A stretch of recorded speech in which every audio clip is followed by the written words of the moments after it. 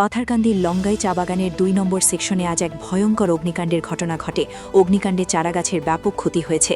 জানা গেছে বেলা প্রায় ১২টা নাগাদ ১১ কেভির একটি উচ্চ ক্ষমতাসম্পন্ন বিদ্যুৎবাহী তার ছিঁড়ে পড়লে আগুনের সূত্রপাত হয়।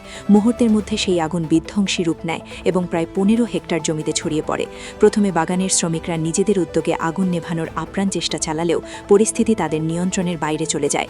অবশেষে দুপুর ৩টে নাগাদ খবর পেয়ে ঘটনাস্থলে পৌঁছায় অগ্নি নির্বাপক বাহিনী। বর্তমানে অগ্নি নির্বাপক কর্মীরা আগুন সম্পূর্ণ নিয়ন্ত্রণে আনার চেষ্টা চালিয়ে যাচ্ছেন।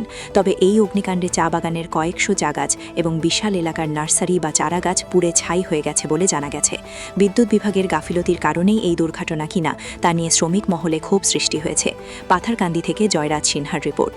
লঙ্গাই বাগান ২ নম্বর সেকশনে ১১,০০০ কারেন্ট সিঁড়িয়া আগুন লাগেছে আর লুকা লুকা গিরেছে ২ নম্বর সেকশন ১৫ থেকে ২০ হেক্টর জমিন আগুন লাগে জ্বলিয়া শেষ হয়েছে। বাগান লস্কন হয়েছে, বহুত ক্ষতি হয়েছে চারার। কারেন্ট দিয়া ১১,০০০ তার ছিড়িয়া লাগছে আগুন। আগুনটা আমরা মানুষ দিয়ে বুতাইয়া পারছি, বহুত কন্ট্রোল করছি। আগুন পারে পরে ফায়ার ব্রিগেড আইসে, এরপরে ফায়ার ব্রিগেডও মোটামুটি কন্ট্রোল করছে। ১২:৩০ থেকে আগুন শুরু হয়েছে, ৩টা বাজে পার হয়ে গেছে কিন্তু আগুন নিবে না।